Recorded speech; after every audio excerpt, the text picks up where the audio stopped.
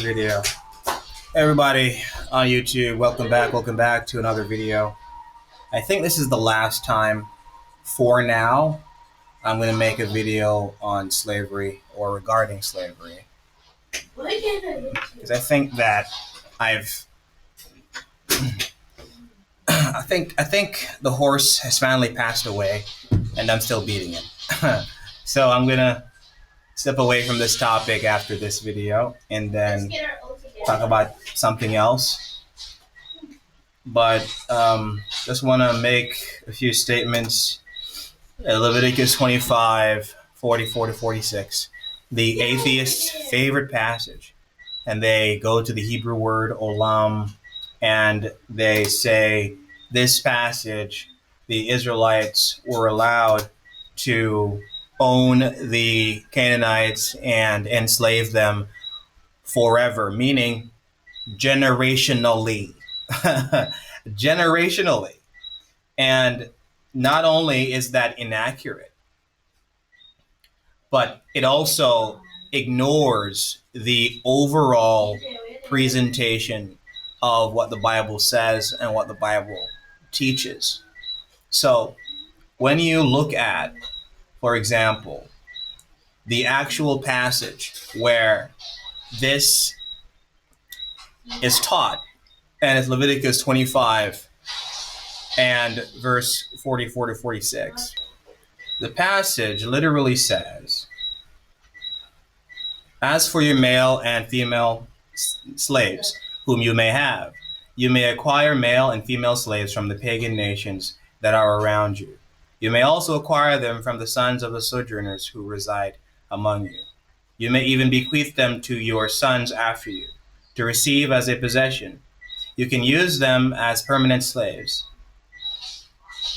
The Hebrew word le'olam. This means forever, permanently, everlasting. That's what the word means. "But in respect to your brothers, the sons of Israel, you shall not rule with severity over one another." So we're going to deal with olam. So that word olam, that's what it means. It means forever. It means everlasting. But it also means long duration. It also means an age. It also means until the end of a defined period. Or it can also mean for the age. That is why when you look at how it is used throughout Scripture, and you look at places like Exodus 21, verse 6, it says, "A Hebrew servant who chooses to stay with his master shall serve him forever." The Hebrew word olam. This obviously does not mean he's going to serve his master for eternity. It means for the rest of his life. In that the word can mean until the end of a defined period. Jonah 2, verse 6. Jonah says he was in the fish forever, le'olam. Yet it was only 3 days that he was in the fish. Leviticus 25, 32. The same chapter where we find Leviticus 25, verse 46, where le'olam is used. It says, Levitical houses are perpetual possessions, or le'olam possessions, or olam possessions. But they could still be redeemed or revert in the Jubilee.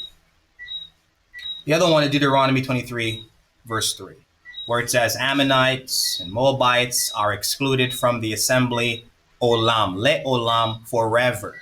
But Ruth was fully integrated into the Israelite nation or Israelite religion.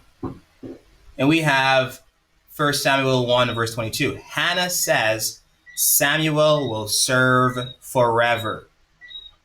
Samuel will serve God forever, meaning for his lifetime. So when we look at how this Hebrew word is used, we see that the Hebrew word does not always mean everlasting and forever. It doesn't always mean that. So once we get that understanding that the word does not necessarily mean for all time, which is how a lot of people interpret Leviticus 25, 46. Once we've established that olam does not necessitate eternity,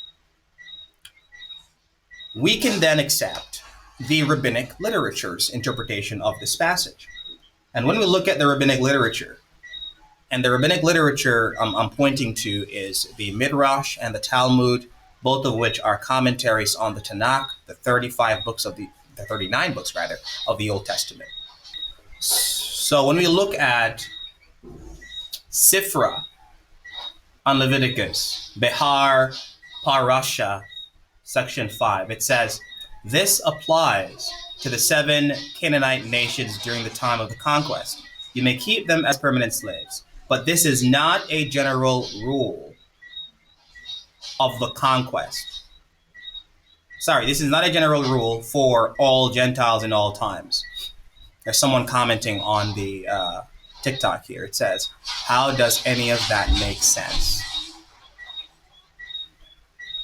Gauger, if your argument is it doesn't make any sense, therefore it's false, you're committing what is called the fallacy of incredulity, where you are dismissing something's truthfulness because it doesn't make any sense to you, and that is a logical fallacy.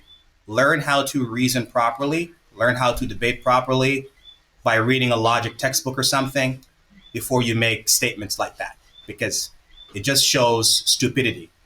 And I don't want anyone to think that Jamaicans are stupid, so please reason logically as a fellow Jamaican. Thank you very much.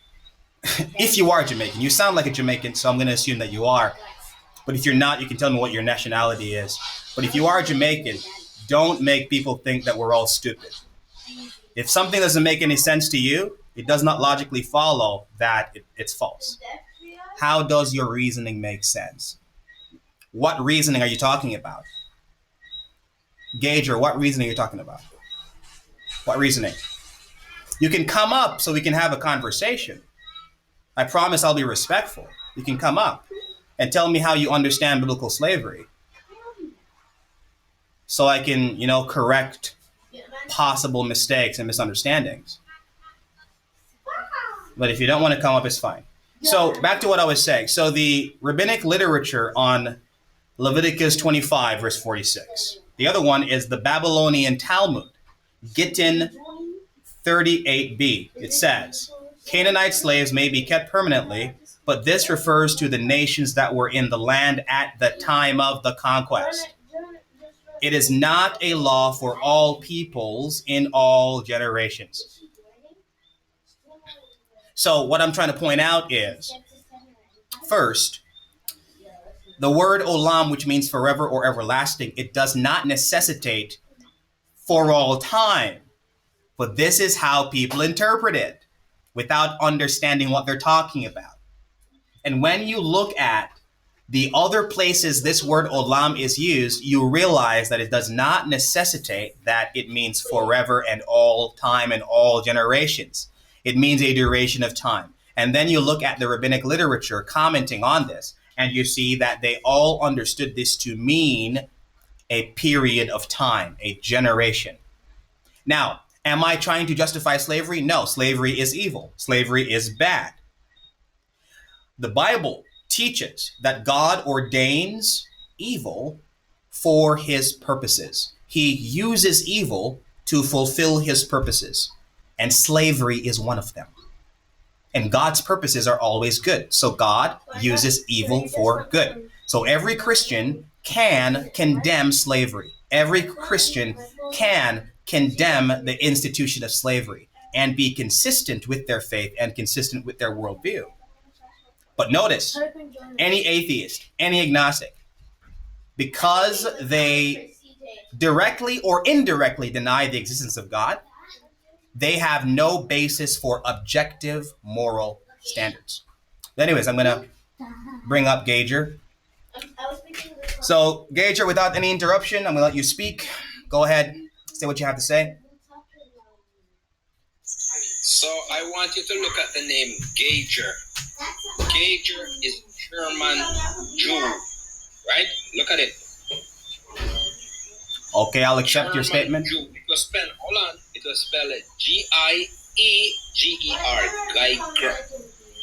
Oh, It's Geiger. German Jew. Hold on. When you talk about slavery, because I'm from a Jewish background, I am going to tell you, as a black man, you're not making any sense. I know because my family actually looked at the Jewish Holocaust, right? And we saw all the evil that was done to the German Jew by the SS, the Nazi, and also by the Russians.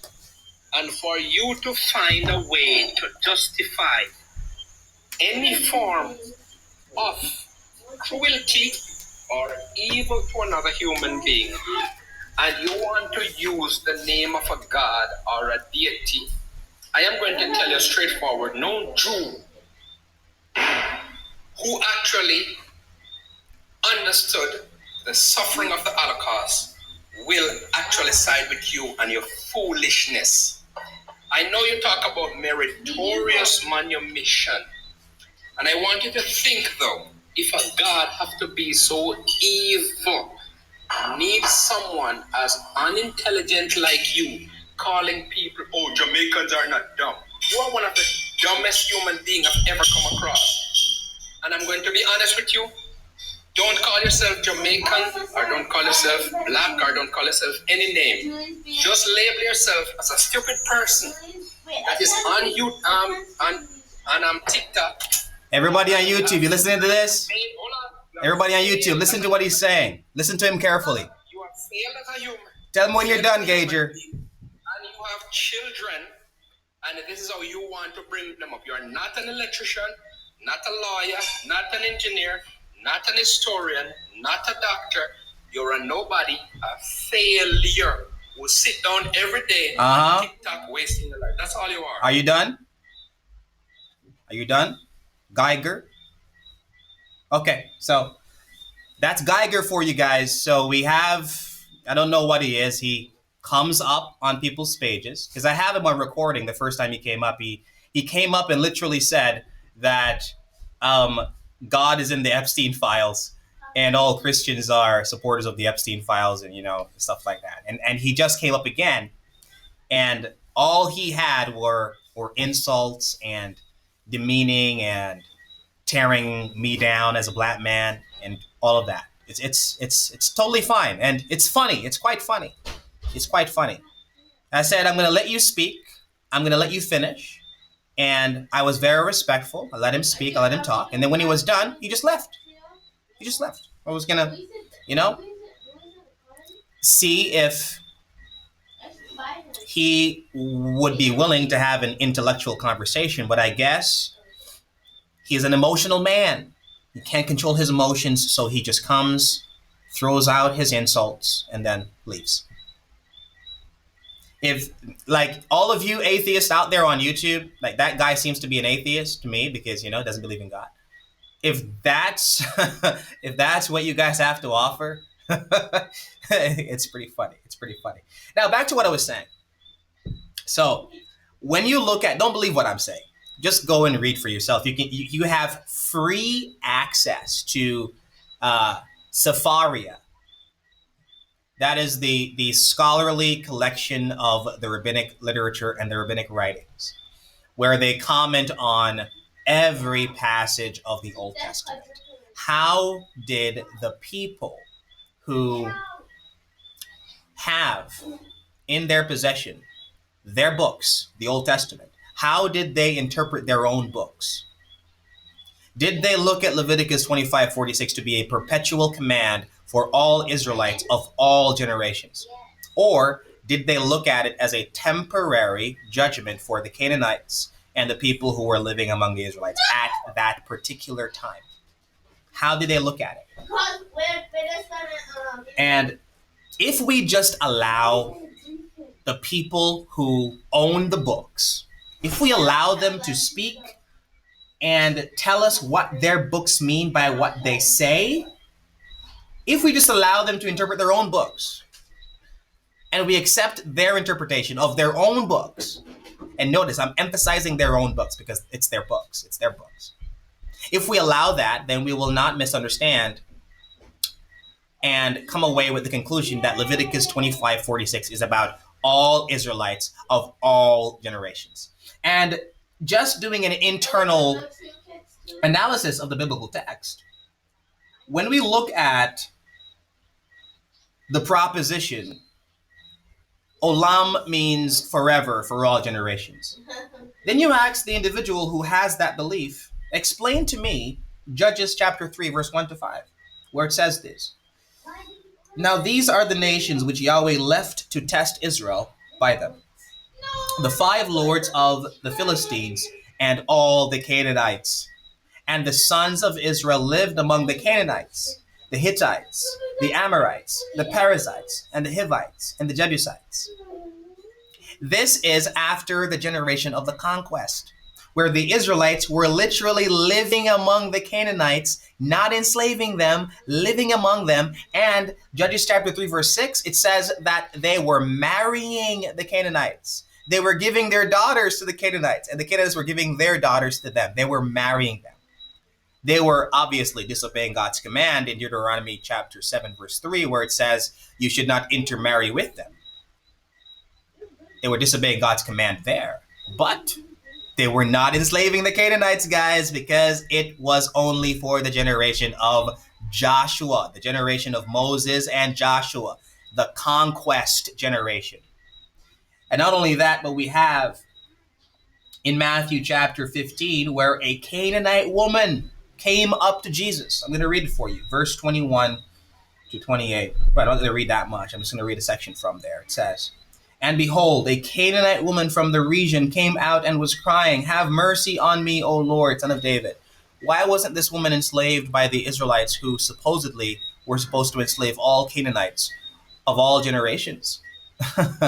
So when you see, without even referencing the rabbinic literature, just interpreting the Bible on your own, and you see these things and you're like, okay, understood. And you ask the question, am I justifying slavery? No, slavery is evil. Am I justifying what the Israelites did? Oh no, what they did was evil. I just said earlier, according to our worldview as Christians, we believe the doctrine that God uses evil for good. That's why evil exists, because God is using it for his purposes, and his purposes are always good. One example is when, and I keep repeating this example because it's my best example, because the actual word is used. In Genesis chapter 50, verse 20, Joseph says to his brothers, you meant evil against me, but God meant the evil for good. What was the evil that Joseph's brothers did to him? Joseph's brothers kidnapped him. Joseph's brothers intended to unalive him. And everybody on YouTube, I have to use the word unalive because I'm on TikTok. And instead of unaliving their brother, they sold him into slavery to the Egyptians. He went into slavery to the Egyptians. And then after that, he was given success in Potiphar's house.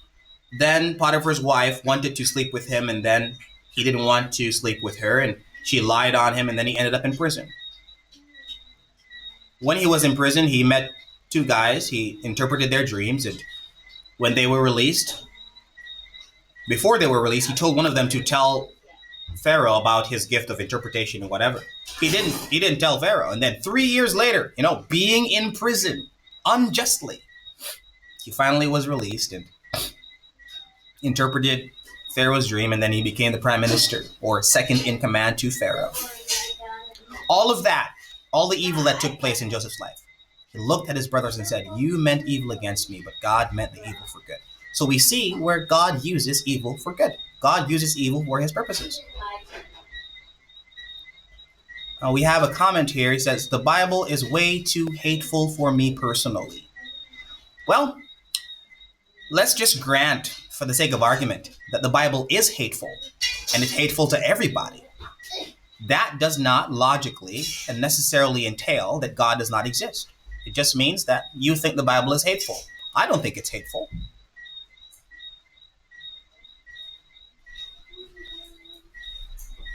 I don't think the Bible is hateful. So what I want everybody to understand is, In our theology, in our paradigm, in our worldview as Christians, we believe, everybody on YouTube, this guy says he believes in God, but not the Bible. Okay. That's all I'm going to say about that. In our paradigm, everybody, we believe as Christians that God uses evil for good. We believe as Christians that God uses evil for good. He uses evil to bring about his purposes. He uses evil to bring about his just purposes.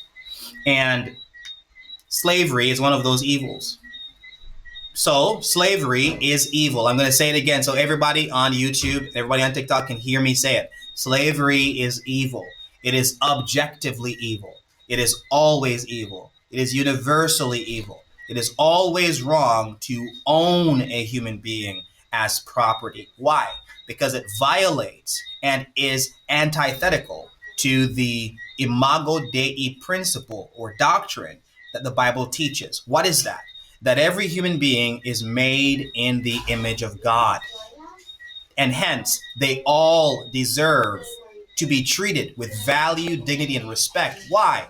Because in virtue of them being made in God's image, they have inherent, intrinsic value, dignity, and worth. Their value is not given to them by the state, not given to them by the country, not given to them by the empire.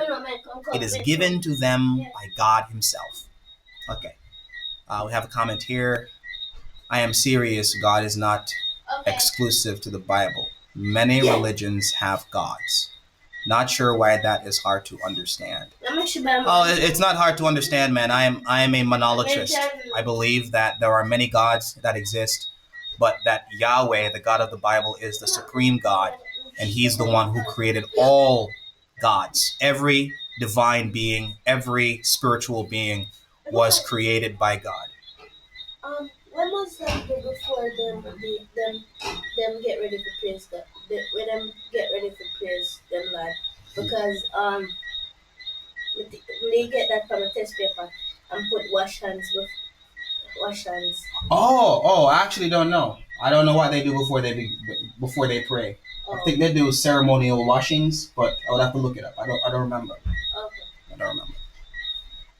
Yes, as I was saying, everybody here, I'm a monolatist. I'm not a monotheist. I'm not a polytheist. I'm not a henotheist. I am a monolatist in that I believe that there are other divine beings, spiritual beings, who are worshipped by people. But all of those spiritual beings were created by Yahweh. All of them. Every single one of them was created by Yahweh. So Yahweh is the supreme God. He's the God of the Bible. He is the one who is to be worshipped. And if anyone worships any other God, they are committing idolatry and will be judged in the end.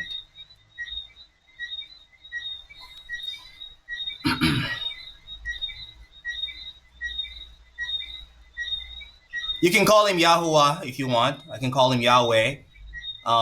It's the Tetragrammaton, and both terms. No, Yahweh is not under El Elyon. That's a myth that a lot of people teach from Deuteronomy 32. Deuteronomy 32 does not teach that Yahweh is beneath El Elyon. No way, shape, or form. We're probably going to have to get into that because I wrote a book about it. I haven't published the book yet, but one day I will. And it's literally a myth. It's a myth that people like to teach. And I'm going to open my book. And I'm gonna give you some evidence from the book that I have here. Give you some evidence. Let me pause my video so that the people on my YouTube don't have to wait too long. I'm gonna be right back here. Okay, so I'm gonna bring this up here on my.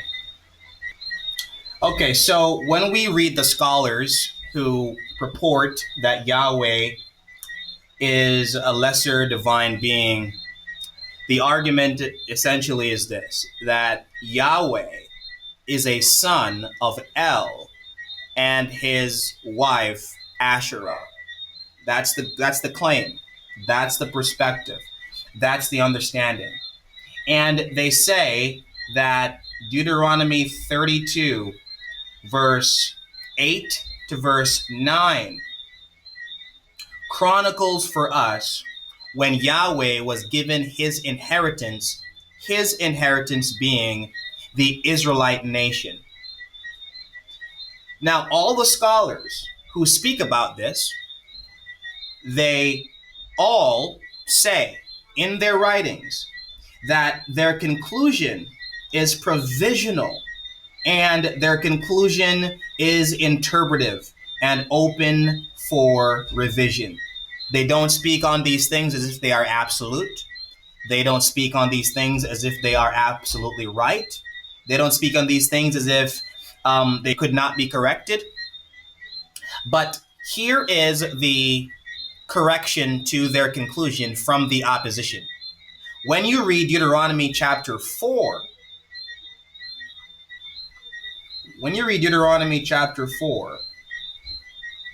I want to pull this up here, verse 19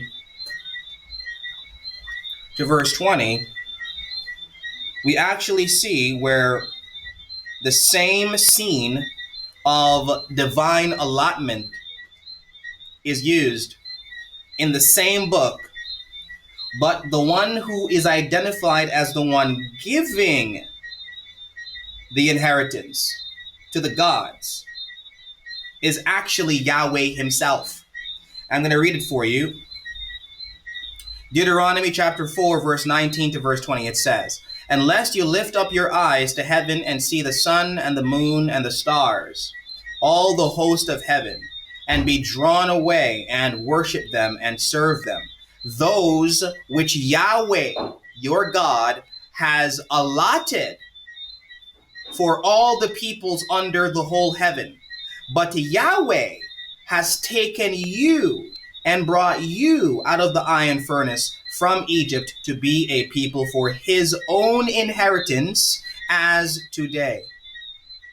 So we see where this passage identifies Yahweh as the one who has given to the people, allotted to the peoples, gods for them to be guided by, to worship Yahweh. And then Yahweh says, but I have taken you, the Israelites, I have taken you to be my inheritance. Now let's go to Deuteronomy 32. And what you will see is that if you were to go to the scholars and you read their books, they never deal with this passage. They never mention Deuteronomy chapter 4 because they know it destroys their conclusion. Verse 8 and verse 9 of Deuteronomy 32, it says, "When the Most High gave the nations their inheritance, when he separated the sons of man, he set the boundaries of the peoples according to the number of the sons of Israel. For Yahweh's portion is his people, Jacob is the allotment of his inheritance." Now people read this and they say, hey, Yahweh was allotted a people. Yahweh was given a people. Oh no. The person who is identified as the Most High in this passage is Yahweh himself. Why? Because Deuteronomy chapter 4, verse 19 through 20 identifies him as the Most High, the one giving the inheritance and the one taking for himself his own inheritance. So once we understand this, we learn that the conclusions of these scholars are incorrect.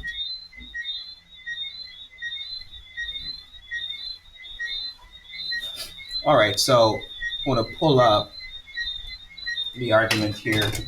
Man, sorry everybody on YouTube for changing the topic. It's supposed to be about slavery and stuff, but someone came in my comments and brought up this whole thing about Yahweh and the perspective about Yahweh being given an inheritance. All right, so I want to go to the scholars. So here are the scholars who believe that El Elyon, or El, some people call him, is superior to Yahweh as Yahweh's father or as Yahweh's son. Sorry, no. As Yahweh's father, Yahweh being his son, Yahweh being a storm deity within a council of divine beings, El Elyon being above them all. So we have Mark S. Smith. In his book, Origins of Biblical Monotheism, Israel's Polytheistic Background and the Ugaritic Texts, on page 48 to 49, he says, in this family of the divine arrangement of the world, Israel is the portion of Yahweh. So we have here in his book where he identifies Yahweh as being given a portion. And here in the same book, he admits his provisionality. I want to give you the page number here, but it's in Roman numerals. Hold on. Let me try to translate this into. All right. I'm gonna pause my video so I can bring it up. So it's page 14 of his book, Origins of Biblical Monotheism. He says, this reconstruction is provisional and open to revision in light of new evidence. So Mark Smith admits that he is interpreting the evidence in his own way, in his own view, and he admits that his conclusion is not absolute. But the problem is, a lot of people, when they talk about, hey, Yahweh is a son of El, they speak as though it is absolute truth. And somehow the scholars have found the falsity of Christianity into that. You guys worship a God who was a son of El and who was given an inheritance, and you all say that Yahweh is supreme. Well, no, he's not supreme. His father was El, and El is supreme. So you people have it wrong. No. The scholars who you get this nonsense from don't even say that it's absolute truth, but you do, as if you are somehow, the best intellectual since sliced bread. I mean, goodness. Oh boy, the next guy is John Day. The next person is William Dever. The next person is Francesca Stavrakopoulou, Thomas Romer, Patrick Miller, Carol Torn, Saul Olian. And all of these scholars, all of them teach that Yahweh is a son of El. But all of them admit that their conclusion is open for revision and they are not spouting absolute truth. This is just their conclusion from the evidence that they have seen. But when you look at the scholars who are in opposition to them, you learn that when you go to Deuteronomy chapter 4, it completely refutes their conclusions. All right, so back to the whole slavery topic.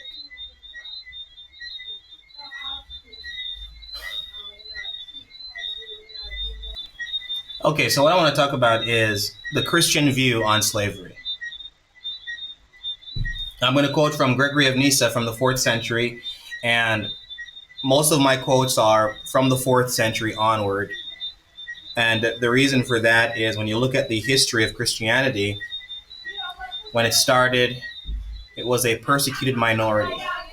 And it was persecuted for it was persecuted from the 1st century to the 4th century.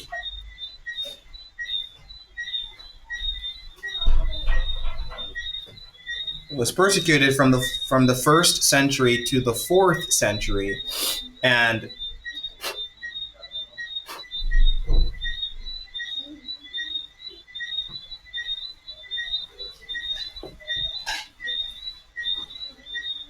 when it became legal in 313 AD at the Edict of Milan, it was just a tolerated religion. It wasn't the main religion. It didn't become the main religion until 380 AD. After it became the main religion, we have the bishops. They then had the freedom to write, to publish. Freedom meaning not having to worry about being persecuted or having their writings burned and stuff like that. We have one of these church fathers from this period in the 4th century writing, I have obtained the rule over you who were created in the image of God and who are a likeness of the divine nature. How can you buy and sell the one who was created in the image of God? We also have John Chrysostom. Slavery is the result of sin, he says, not of nature. In the beginning, God did not make one man a slave and another free. He made all men free, but because of sin, slavery entered the world. This is from the source Homilies on 1 Corinthians.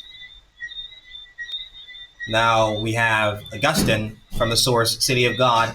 He says, the condition of slavery is the result of sin.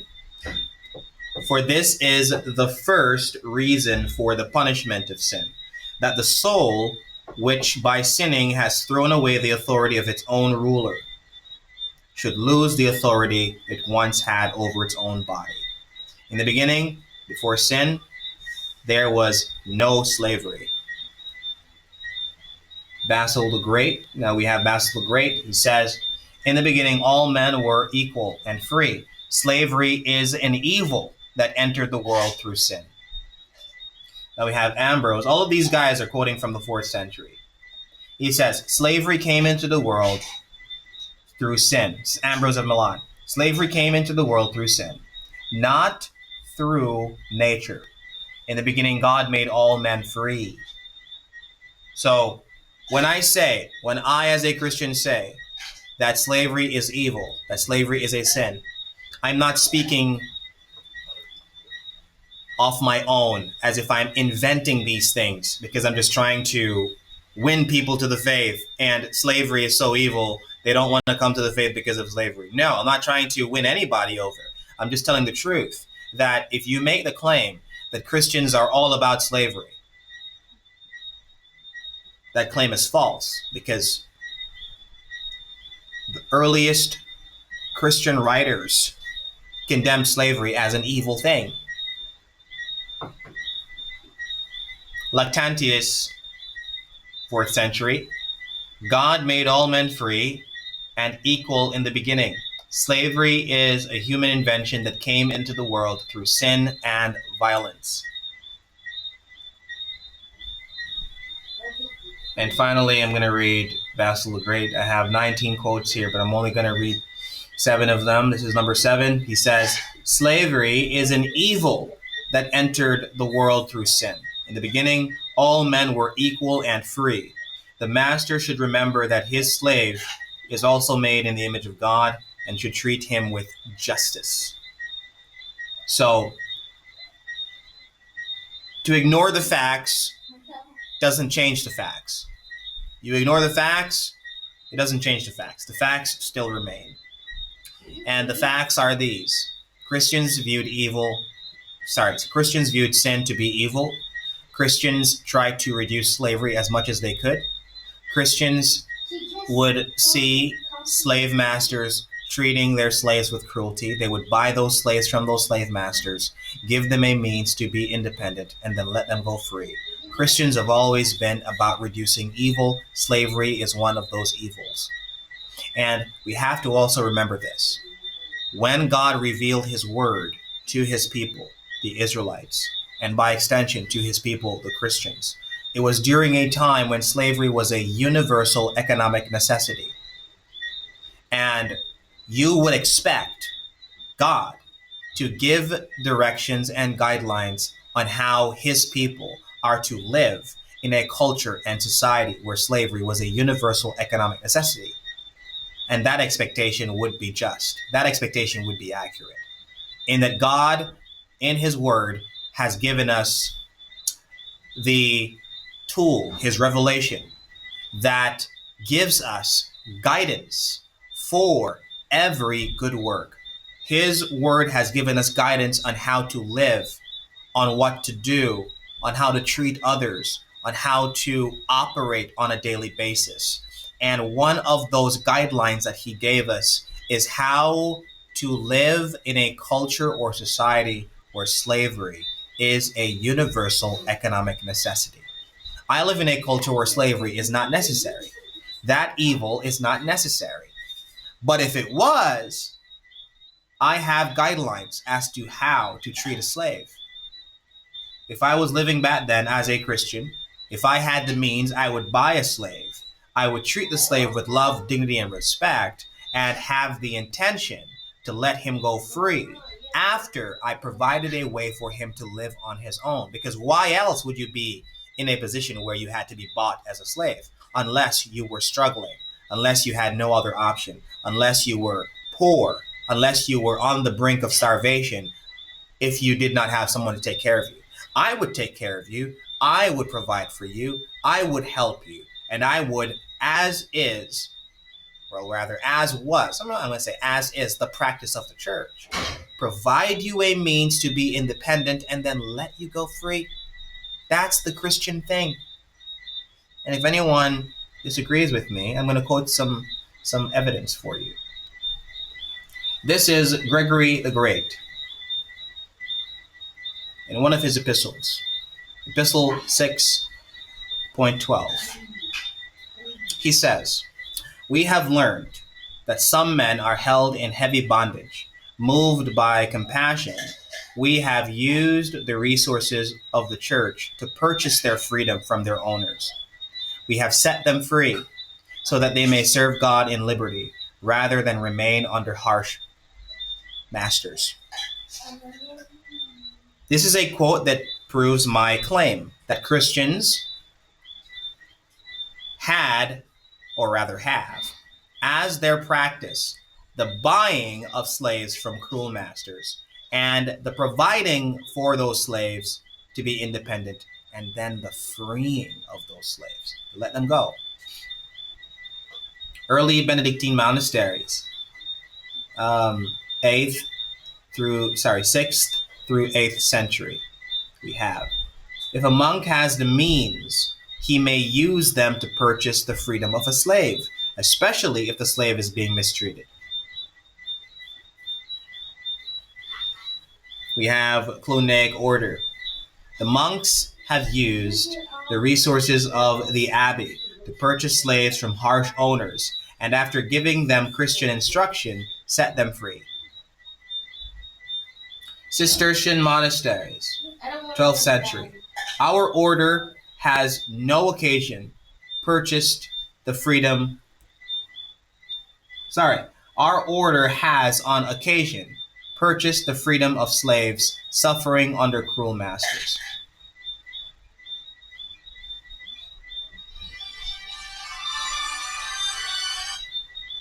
Anselm of Canterbury, 11th century, he says, "We have used the funds of the monastery to purchase slaves who were suffering under cruel and oppressive masters. After instructing them in the faith and providing them with the means to support themselves, we have set them free before the altar as an act of Christian mercy and justice." So, guys, I'm just giving you the facts that Christians, number one, have always viewed slavery to be an evil. And number two, they sought to reduce that evil as much as possible by buying slaves to free them and by owning slaves to free them. This is historical fact. So, Christianity is not a religion that promotes, that supports, that endorses, that encourages slavery. We have always thought it was an evil. It's always been thought of as an evil. Not everything in the Bible is automatically good. It's like you people see slavery in the Bible and you're like, hey, Christians must think that slavery is good. No. You look at historical records in the Bible because the Bible also has history books. You look at historical records, you see where Christians had slaves, you see where the Israelites had slaves. If you are going to use that to mean, well, Christians today must be in support of slavery, that's the hasty generalization fallacy, which means that if I looked at your history as an American or as someone who's from England, and I say, well, you people used to have slaves in your country, or you people used to have slave codes in your country. As a matter of fact, you people have slave codes in your country. You just don't use them anymore. That means you are all endorsers, supporters, and promoters of slavery. You would all reject that, of course. You should, because it's a fallacy. It's a logical fallacy. But you would reject that and expect us to accept you saying that because slavery is in the Bible, we Christians and Jews must support it. No, that's not how it works. You have to look at the passages. You have to look at what the interpretation of those passages are in the Old Testament from the rabbinic literature. And you also have to look at what the patristic literature is on those passages because all the books of the Bible are or have been interpreted by the church fathers. All of them. You can find their interpretations on every passage in the entire Bible. What did they say about these passages? And what they say is what the Christians believe. What did they say? And if you are honest, you will come away after doing your own reading. You will come away thinking to yourself, Christianity is not an endorser of slavery. It's just a lie that's been told by a lot of people. There are atheists who come on my YouTube page and they comment on my videos and they ask me stupid questions. I'm not going to respond to any of them. If they want to talk to me, they can come on TikTok and have a debate with me or have a conversation. I'm not going to respond to any of their comments on YouTube. But this one guy said, does that mean your daughter said something about my daughter in slavery? Can my daughter be enslaved, or can someone enslave my daughter, or something like that, as if I support slavery? No. Slavery is an evil, and we Christians are about the reduction of evil. So no one should and no one can enslave my daughter because I live in a country where slavery is not a thing. It's illegal to enslave people in our country. In our country, the evil of slavery is illegal. The same way the evil of homosexual marriage is illegal. These things are illegal in our country, and I'm glad they are because they're sinful, they're evil. But if I was in a country where slavery was an economic necessity, and my daughter was in a situation, let's say I was living in Rome at the time Christianity was just coming up. If I was poor, my daughter was poor, I would try to be a slave to a Christian because I would know that the Christian would seek for my responsible manumission, provide a way for me to be independent, and then let me go free. Anyways, I have a request. Let me see who is coming up. Do we need to rub magic lamps for God to appear so we can ask him for 3 wishes? What a stupid question. I'm not even going to answer it. I'm not even going to answer that question. Dan, how you doing? Hey. What would you like to say? Well, I want to understand what your prompt is saying. Are you saying that there is no slavery in the Bible, or what are you trying to say? No, I'm not saying that. I'm saying that slavery is evil, slavery is wrong, and God uses evil for good. God uses evil for his purposes. His purposes are always good, and slavery was one of those evils that God used. Or still uses, right? Because he never banned slavery, so he still uses slavery, right? There are countries in the world where slavery is a thing, so God still uses slavery in those countries, yeah. Right. But God's not the one who banned slavery in the United States, right? Humans did that, right? But it's not biblical. There's nothing biblical about banning slavery anywhere, right? So you're agreeing with that, right? I'm actually not agreeing with that. I'm actually not. No. So which part are you disagreeing with?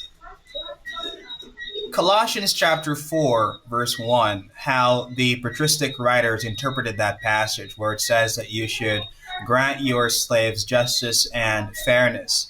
They interpreted those passages, or rather that passage, to mean that if you grant to a slave justice, you let them go free. So they viewed that passage to mean you manumit your slave, but you do so responsibly, not casting them out destitute, but providing a way for them to have a means to be independent, and then you let them go free. This is historical fact throughout the church in that they viewed slavery to be evil, and they tried to reduce slavery as much as they could. Yeah, this kind of seems like hand waving. This doesn't really seem genuine, to be honest, because if you wanted to free your slave, you would just say free your slaves, no more slaves, right? You wouldn't say treat your slaves with justice. You're ignoring the historical reality of slavery being an economic necessity in Rome and in the ancient Near East. You're ignoring that. You do know that in those cultures, if you were poor, you had three options. You would have to be a prostitute, you'd have to be a slave, or you'd have to die. You do know that, right? That's still an option. You do know that's still a thing today, to this day, right? It's called sex workers. Not okay with sex workers? Not in America. Not in America. You have an option not to be a sex worker. Absolutely. No, that's not necessarily true. There are a lot of people that don't have that option. That's why sex workers exist. There are people in America who don't have the option to not be a sex worker? There are people that their only option to take care of their kids is to sell their body. That is correct. Only option. Okay. I disagree. That's still. There's welfare. There's welfare. There's churches who give away free food. I mean, I'm not from America, but I'm sure that these things are true. There's the fattest country in the world. There are women over there who have no choice but to be prostitute. Okay.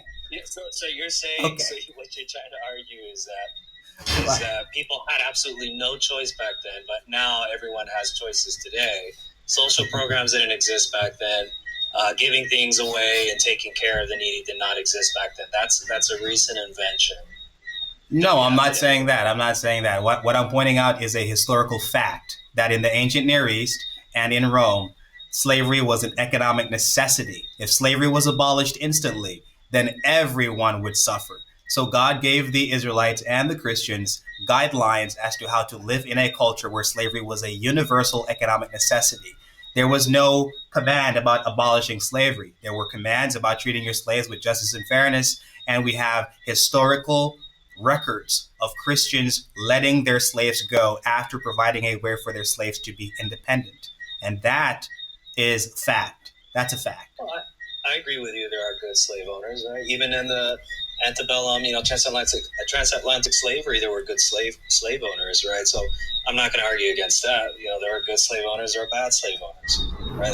Nothing has changed, and I'm sure even to this day there are probably good slave owners who treat their slaves really well, right? So I don't really think you're necessarily arguing against. I don't think that's necessarily an argument against slavery. You're just saying that some slave owners are nice and treat their slaves well. Well, actually, I'm arguing against slavery as the Christians did from the earliest centuries. I mean, from the 4th century, we have Gregory of Nyssa, John Chrysostom, Augustine of Hippo, all writing and saying that slavery is an evil that entered into the world through sin, and other quotes that point to them condemning Christians who treat their slaves wrong, treat their slaves bad, and also pointing to the principle called the Imago Dei, Latin for image of God. Every human being is made in God's image and therefore should be given liberty where possible. So slavery is bad because it takes away that liberty, and Christians would try to reduce slavery as much as possible. As a matter of fact, how Britain and America abolished slavery was pretty bad. Because when they let their slaves go, They did not provide any means for their slaves to be independent. So those same people who were let go, who were released from slavery, ended up being exploited, ended up homeless, and ended up starving, a lot of them. So they did that very irresponsibly. The Christian church would have, let their slaves go and given them a means to be independent, which is what America didn't do and Britain didn't do. And that's history. That's history for you right there. It's very bad. Right. But you know it's possible to free your slave and still take care of that person and help them get back on their feet, right? That's not something that we see in the Bible, though, right? I mean, I think the Old Testament makes it very clear. You can own them for life. It treats them like property, right? It even regards them as property. It says you can inherit their children. It even says you can beat them just so long as, you don't kill them. Everything's okay. But even if you do kill them, there's a punishment, right? I guess there's a punishment for that, but you can still free your slave and still help him get back on his feet, right? You can still feed him and clothe him, still have him live with you. I think you're kind of equating this idea of, well, if you free your slave, then you have to kick him out and not help him at all. But that's not the case. God easily could have commanded, hey, no slavery, but help your neighbor, take care of them, give them a job. Treat them as you do the Israelites, right? Because we do see, which is probably maybe going to be your next point, which is we do see indentured servitude among the Israelites, right?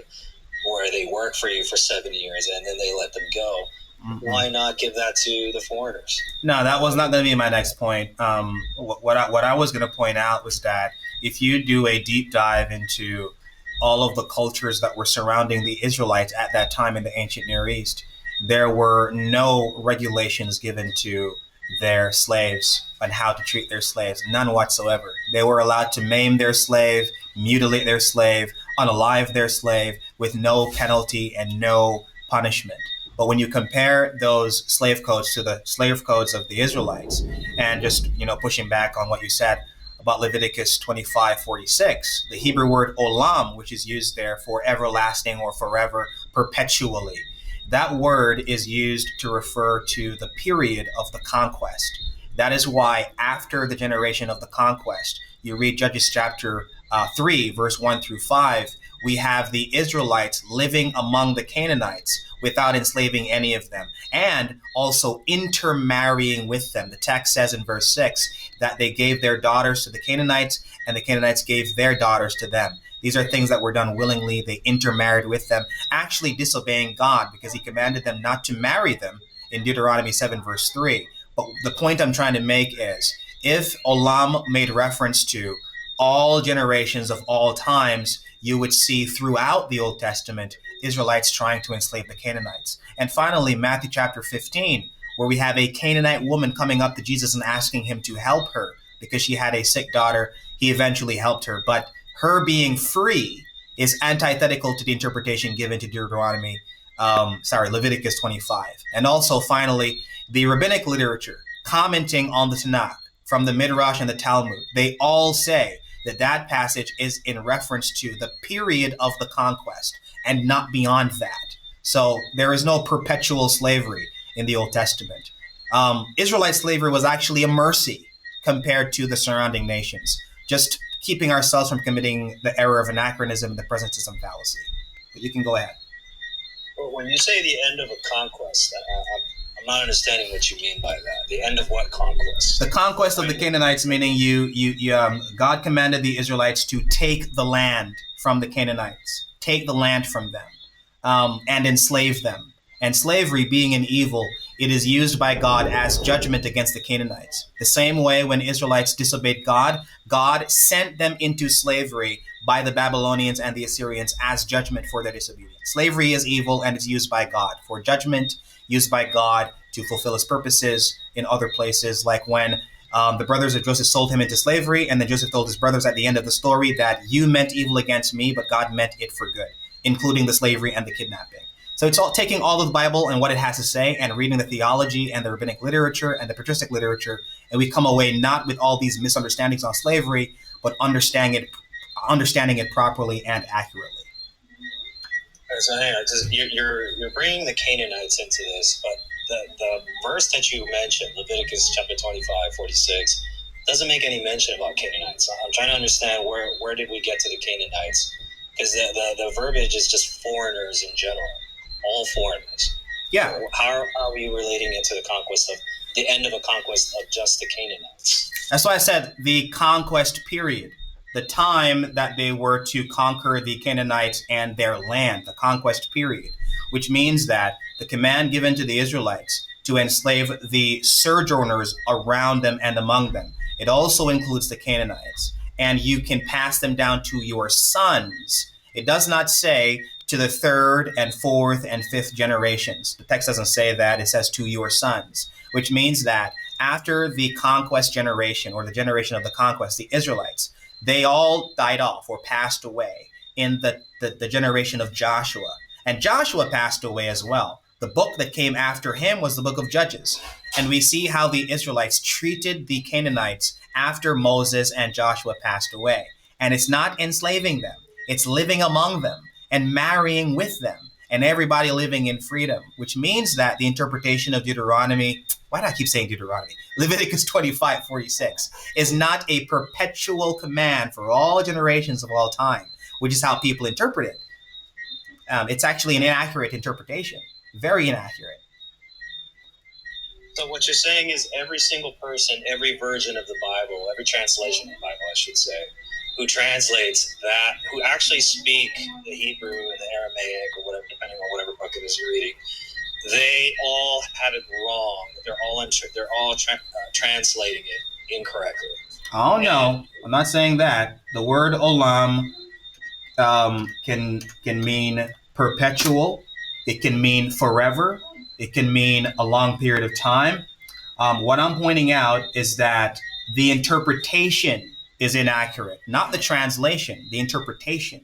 Because when you look at the word olam and how it is used through the Bible, you see that it means it means a long duration, it means an age, it means until the end of a defined period, or it means for the age. And just an example, Exodus 21, verse 6, it says, "A Hebrew slave who chooses to stay with his master shall serve him forever." We know that a slave can't serve his master forever, and that's the Hebrew word olam. Serve the master until you die, or serve the master until your lifetime ends. The other one is Jonah chapter 2, verse 3. Jonah says that he was in the belly of the fish for olam, forever. But we know he was in the belly of the fish for 3 days. The other one is Leviticus 32 rather. It says the Levitical houses are a perpetual possession, meaning olam. But we know that houses can be passed on to other people and other generations. And finally, Hannah said about her son Samuel that he will serve in the temple forever. We know that the Hebrew word olam does not mean perpetual for all generations, for all time. It means for a duration. And that's how just to respond to what you said about the scholars, if the scholars disagree with the rabbis and how they interpreted their own books, I'd rather go with the rabbis than what the scholars say. But the scholars, if they interpret olam to mean forever, they have to deal with Judges chapter 3, verse 1 through 5, and they have to deal with all the rabbis who disagree with them. I stick with the rabbis on what the Bible says. It's not for all generations. It's for a period of time, the conquest period, not for all time. Okay, so this is an interesting explanation. Would you be able to show me? I don't know if you have. I imagine you may have access to this, but could you show me the Hebrew in Leviticus and with that exact word olam, and compare it to the story of Jonah and with that same olam there? Would you be able to put that side by side so we can look at it? No, I actually don't have access to that. I don't have access to that. It's actually, I'm just pointing out that the same word is used, le olam. The same word is used in these passages. But I was pointing out that the way the word is used, the context determines what it means. And I was pointing out that the word does not necessarily mean forever, for all time. It can mean a duration of time. And I was pointing out that this is how the rabbis interpreted it. Now, we would have a problem if this word only meant for all generations, for all time, forever. And then the rabbis interpreted it to be the opposite, meaning just for a period. But no, it actually can mean a duration of time. And that's how it is interpreted by the rabbis. I could give you the actual quotes from the rabbis that shows that they viewed this to mean a duration of time. and not forever. So you haven't actually compared the Hebrew. You're telling me what the rabbis have said, right? If that is the case, I would be interested to see what the rabbis have said. Okay. But obviously, I would like to, confirm this myself by comparing the Hebrew in Leviticus for that olam with the olam word. Yeah. That's actually something you can do on your own. You can just look it up online, and you can see it instantly on Google or even AI, the robots. But what I can do for you in this moment is give you what the rabbis have said about this. So we have the Babylonian Talmud, Gittin 38b. Commenting on this, they say, Canaanite slaves may be kept permanently, but this refers to the nations that were in the land at the time of the conquest. It is not a law for all peoples in all generations. And not only them, but also the patristic literature, the church fathers. And that the church fathers, they commented on all of the Bible, Old and New Testament. And Augustine, commenting on this in the source, Questions on the Heptateuch, section 4.7, he says, the permission to keep foreign slaves permanently was a specific civil regulation for Israelites during the conquest of the land. It was not tied to the judgment on the Canaanites whose iniquity was full. It is not a timeless moral law for all Christian societies. Ah, damn. Hold on. A call coming in. Oh, damn. Okay, he left. Sorry about that, Dan. A call came in, and you know how it goes when you're on the phone on TikTok. A call comes in. I hope that you understand what I was saying. At the rabbinic literature and the patristic literature, they all interpret that passage to mean that particular thing, which is that it was for a time, it was for a duration, and the word can mean a duration. It can mean a particular time, which gives reliability to the interpretation in that these men knew what the Bible meant by what it said, because they had the guidance of God himself and stuff like that. And here's what the problem would be. The problem would be this. If the word cannot mean anything else, but we have rabbis and Christians interpreting it to mean something else, we have a serious problem there. But we don't, because the word can mean a duration of time, and that's what it means. And I'm not endorsing slavery. I am not defending slavery. Slavery is wrong. Slavery is evil every time. Objectively wrong. Objectively evil. But in my paradigm, in my worldview, in Christian theology, God uses evil for his purposes. That is why there is evil, because God is using it for his purposes. Now, God could have made a world without evil if he wanted to. God could have ordained a world without evil, without suffering, if he wanted to. But he chose to do it this way to fulfill his purposes. So Dan, I hope that you go look these things up for yourself. Just and also you can download Safaria. Let me see, Safaria. Let me pull this up. Yeah, Safaria. Let me see if I can. No. Wait. Oh, it's not showing very well. Let me see on YouTube. No. Okay, not seeing it. So Safaria, it's a free app, and you literally have access to all of the commentaries on the Tanakh by the rabbis through the centuries. And I have here the Targum, the Tanakh, the Mishnah, the Talmud, the Midrash, the Halakha, the Kabbalah, the Jewish thought, the Chassidut, the Muzar, the Responsa, the reference, and I have essays.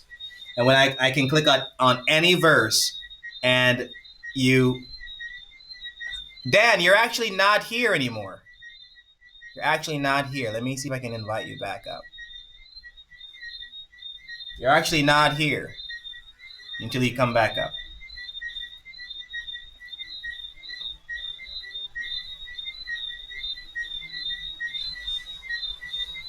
Okay, so as it relates to Leviticus 25:45, the period would be the generation of the Israelites who conquered the Canaanites and the generation of those Canaanites who were conquered. So after they passed away, that generation is gone. So we can call it 100 years or 50 years, the time of a generation. The point is that after that generation passed, the Israelites were not hunting down the Canaanites to enslave them anymore. They were literally living among them and marrying them, going against God's command, proven by Judges chapter 3, verse 1 through 5. So I can agree that olam word does seem to. Well, here's the thing with the story of Jonah, for example, Jonah and the whale. When he uses that word olam, it's very hyperbolic the way that it's used. Right, I can pull the verse and you'll understand that it's clearly meant to be hyperbolic. Right. It's not explaining from a narrative point of view, like, oh, he was in the whale he was only in there for 3 days and 3 nights or whatever. Right? What it's saying, let me pull it up real quick.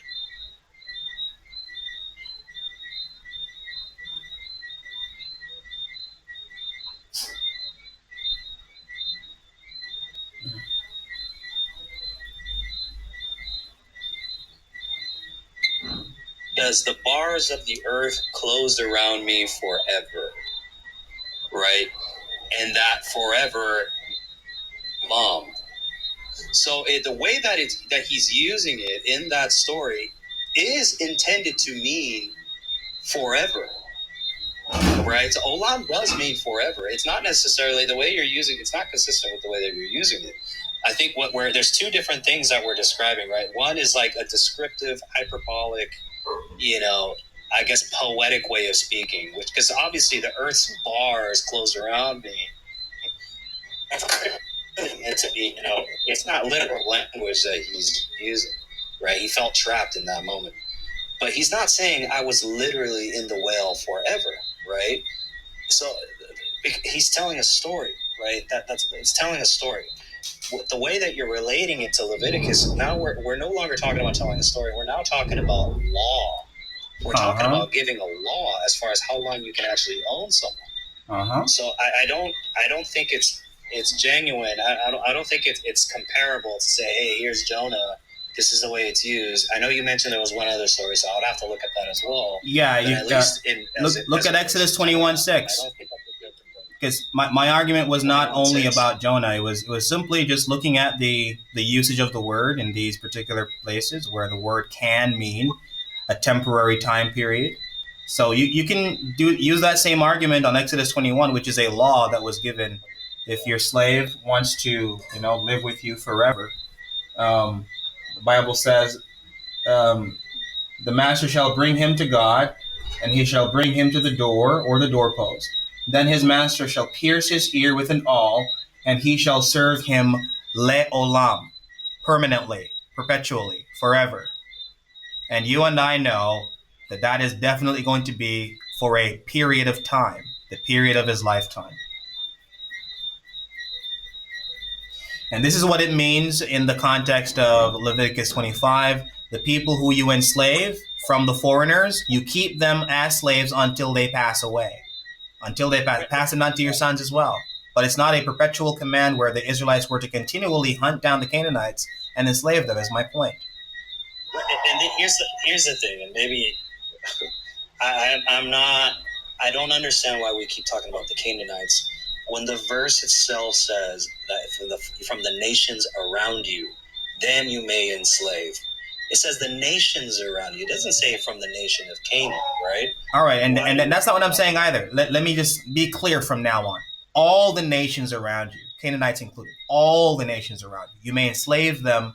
But when I mention the Canaanites, I'm talking about the period of the conquest. When they conquer the land, which would be in the generation of within 100 years or 50 years. After the conquest, you are no longer commanded to enslave people perpetually, is what I'm trying to point out. That is why in Judges chapter 3. Sorry? You're saying after the conquest of Canaan? After the period of the conquest of Canaan, they were... the command to enslave people and hold them until they passed away and pass them down to your sons, that law was no longer applicable to anyone. They could enslave people if they wanted to, because it's in a culture of slavery. It's in a culture where slavery was an economic necessity. So they had rules about not abusing your slave. They had rules about not unaliving your slave. They had rules about if a slave ran away from a slave master and came to you, you're not supposed to return them. They had rules about those things because it was in a culture where slavery was permitted. But just centering in on Leviticus 25, where a lot of people love to go to teach that chattel slavery is taught here, and the Israelites were supposed to enslave the Canaanites, perpetually passing them down to their sons, their daughters, their sons, their daughters for all generations.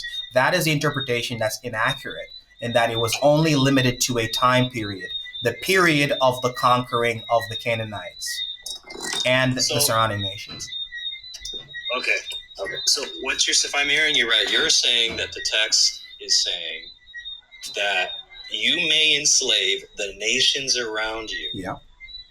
But only until the conquering of Canaan specifically. And then once Canaan is conquered, you may no longer enslave any of the nations around you anymore. No. What I'm saying is you may no longer enslave the nations around you and pass them down to your sons and daughters as a perpetual inheritance to your sons. That's what I'm saying. In that this is not teaching a perpetual generational command to pass down your slaves to your sons forever, because we have passages that go against that interpretation, Judges chapter 3, verse 1 to 5, and we also have the interpretations from the rabbis, the rabbinic literature. They all limit this to a particular time period, not teaching that you should enslave people and hold them in captivity for all of time. It's not what is taught there, is what I'm trying to point out. Okay, so you're saying there's more, because to me it sounds like you're drawing this conclusion just from the word olam, and I think it's impossible to draw this conclusion just from seeing the word olam there. Right now, you're saying there are other verses that support this idea, though. What verses are you referring to? The idea that olam is not referencing owning people from around you for all generations of all time. That interpretation is completely false because of what is said in Judges chapter 3, verse 1 to 6, and the interpretation of the rabbis. What does Judges say? I'll pull it up. And I will give a concession here on the interpretation, in that if I was reading this on my own, Leviticus 25, verse 46, and interpreting it on my own, I would come to the conclusion that this means perpetually and forever. That would be my conclusion. But that's what I warn people against. Don't read the Bible and interpret the Bible through your 21st century lens. Interpret the Bible in light of its historical context and in light of what the people of that religion say about their own books and their own literature, and you won't have a false interpretation. But let me pull this up. Judges chapter 3, verse 1 to verse 6.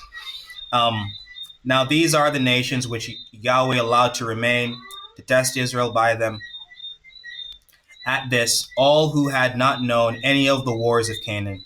However, God tested them in order that the generation of the sons of Israel would know war by learning war, especially those who had not known it formerly. These nations are the 5 lords of the Philistines, and all the Canaanites, and the Sidonians, and the Hivites, who lived in Mount Lebanon from Mount Baal Hermon as far as Lebo Hamath. And they were for testing Israel to know if they would obey the command of Yahweh, which he had commanded their fathers by the hand of Moses. And now these are the 2 verses that I want to focus on, verse 6 and verse 5. Now the sons of Israel lived among the Canaanites, the Hittites, the Amorites, the Perizzites, the Hivites, and the Jebusites. So we have the Canaanites and the other nations surrounding them. Canaanites and all the other nations. And verse 6, and they took their daughters for themselves as wives, and gave their own daughters to their sons and served their gods. So we have the Israelites living with the Canaanites, serving their gods, and intermarrying with them, which destroys the interpretation that we would naturally take. I'm telling you, that would be my interpretation too if I was interpreting on my own, that verse 46 is about perpetual slavery through all generations.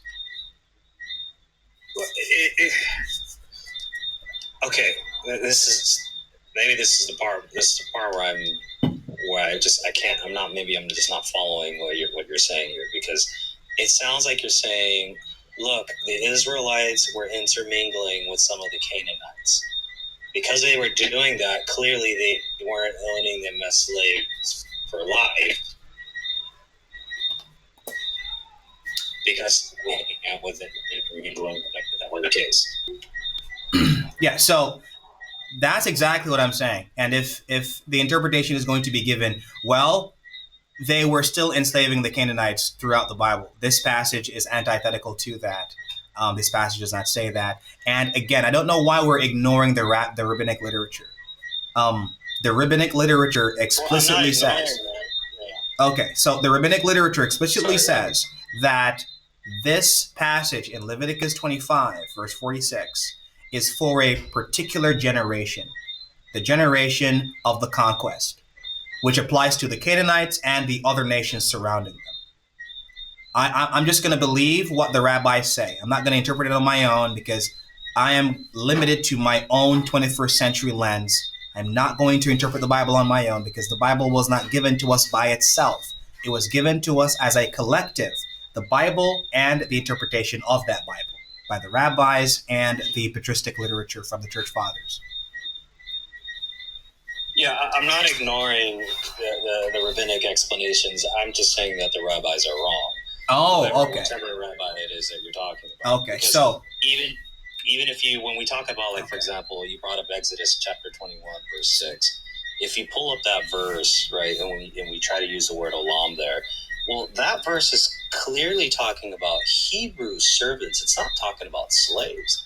This is a completely different category that's already represented in verse 39, chapter 25 of Leviticus, right? So it's very clear. It's that Leviticus already establishes that Israelites are not to serve for life, right? That it says it right away. It says Israelites, they are not to serve as slaves, right? It even makes a distinction between servant and slave, right? They only are to be servants, and then they are only to work until the year of Jubilee, right? 7 years or until the year of Jubilee. So it makes that distinction in verse 39, or I think verse 33, excuse me.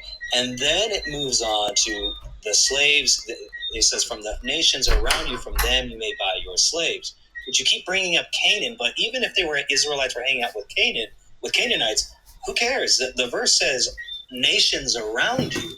So forget about Canaanites. They were able to enslave other people. So I'm just not seeing where the tie-in between the rabbinic literature, how that ties in at all. I understand that they're saying, hey, that's not the way it's interpreted, but unless we can point to a scripture and say, look at this specifically, which you did with the Canaanites. I understand that. But again, the Leviticus 25 doesn't even mention Canaanites. So, and even if it did mention Canaanites, it says the nations around you. And so I don't understand why it would even be relevant that the Israelites would be later hanging out with the Canaanites, because it still could be the case that the verse doesn't say enslave everyone around you. That's not what it says. It doesn't say enslave all of the nations around you. It says from the nations around you, you may buy slaves. So they were clearly free men in these other foreign nations around. There were free men of these foreign nations. But of course, you could buy those slaves and own them for life. So this idea that, well, there were some free Canaanites and they were hanging out with the Israelites, therefore there were no slaves at all, no Canaanite slaves that serve for life. I think you're jumping to a conclusion there that's clearly. Oh no. So this is what is happening, and I hope everybody on YouTube heard everything he just said. He's saying the rabbis are wrong and he is right, and that's where it's done. That's where it's gonna stop. I believe what the rabbi said. This is the difference. This is the difference. I believe what the rabbi said about their scripture, and you don't, and that's where it's done. That's where it's done. I accept what they say about their scripture because it's their books, and they have the oral tradition passed down from God to the priests, to the rabbis who wrote about these things, and I accept their interpretation. You don't, and that's totally fine. You have your axe to grind, you have your various motivations, and if that's not how you interpret the Bible, that's totally fine. This is the reason why we have so many denominations in Christianity, because people think they can interpret the Bible on their own through their 21st century lens. But I'm sure if I asked you, is your interpretation perfect? Is your interpretation absolutely right? You would say no, because you are, probably an honest guy. You'd know that your interpretation is not absolutely correct. You're just looking at the text and interpreting the text through your own lens and understanding. And what I'm pointing out to you that you refuse to accept, and that's totally fine, is that the rabbis know better than you and I. And they interpreted the passage to mean limited to the conquest period. And that's just it. You don't accept it. And my entire point was, for everybody on YouTube listening, if you accept what the rabbis say about their own scripture, you won't come away with the conclusion this guy has. You won't come away with it. And this is the problem that we have in our culture and in our society. People interpret the Bible on their own and think that they're right. Yeah. I just want to be clear about something real quick. I am not saying you should believe me. That's okay. I'm not saying You're you done. should Goodbye. I don't care. You're done. I don't care. All I'm pointing out to you guys on YouTube, and Dan can get the hell out of here. He doesn't have to come back if he doesn't want to. All I'm saying to everybody on YouTube, when you listen and you read the interpretations of the church fathers, the interpretation of the rabbis, and you take it, because the Bible was not given to them by itself. It was given to them with the understanding of that Bible in their traditions.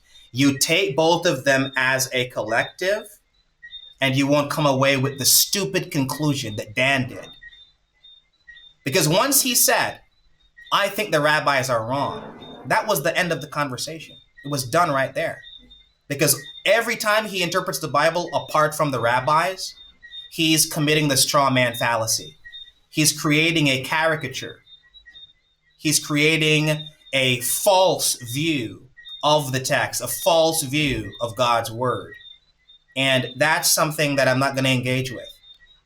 If he and I were talking in person right now, I'd walk away, because we're done right there. We're done.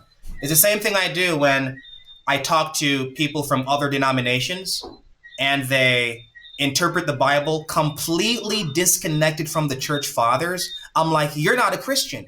You're not a Christian. It's people like you that cause so much confusion in Christendom. So much. It's totally fine. We're done talking about this. Let me see here. Yeah, we're done talking about this. And the last thing he says, oh, well, I'm not saying that you should accept my interpretation. I'm not saying that you should accept my conclusion. So why share it? Why share it? Why do you think that anyone cares what you think? I'm saying that you should accept the conclusions of the rabbis. You should accept the conclusions of the church fathers. That's what I'm saying. And if you're saying, well, I'm not saying that you should accept my interpretation, then don't say anything. Just shut up and get the hell out of here. These things get me so angry, because the entailment and the consequence of people interpreting the Bible on their own is what leads to so many problems in the church. And by extension, so many problems in the world, because you think that you can look at the Bible and read it and interpret it on your own. That's not how it works. That's not how it works. God gave to the church the proper understanding of his word in the writings of the church fathers, preserved in tradition 1. And when you interpret the Bible disconnected from the church fathers, and by extension the rabbis, where they agree with the messianic prophecies, you can talk to a lot of Christians, but I'm not one of them. I'm not one of them. I'm not one of them. So just wanted to point out, guys, the word olam, it does not necessarily mean forever and for all generations. And the rabbis interpreted Leviticus 25 verse 46 to mean specifically limited to a time period. And if you accept the writings of the rabbis, you will not come away with stupid conclusions like what Dan had. But I gotta attend to my daughter. I gotta go attend to my child. She's crying. Hey, baby girl. Hey, come here. Come to me. All right, guys. I am on baby duty. Gotta go. Thanks for coming, everybody on TikTok. I'm gonna run. You guys have a good day. Everybody on TikTok, everybody, goodbye. I'm on baby duty now. Gotta go. Hey, baby girl, come to daddy. Come. Whoa. All right, everybody on YouTube, I gotta go. That was a fun go. And again, if you are going to interpret the Bible, you are obligated to accept the interpretations of the rabbis, where they agree with messianic prophecies and agree with the conclusions of the Christians with reference to Jesus Christ. And you are obligated to accept the interpretations of the church fathers from within the first 600 years of the church. If you don't accept it, then you're not a Christian. You're not a Christian. That's a bold, universal statement. You're not a Christian. Because they spoke with one voice with reference to the essentials, and those essentials are what define the Christian faith. The view of Christ, the view of salvation, the view of the church, the view of the sacraments, the view of salvation, all of these things. You're not a Christian if you don't accept these conclusions. So you're obligated to. And one last thing. Remember that with reference to slavery, it is an evil that was used by God to accomplish his purposes. His purposes are always good. Thanks for coming. Thanks for watching. See you next time. Let me pull this down.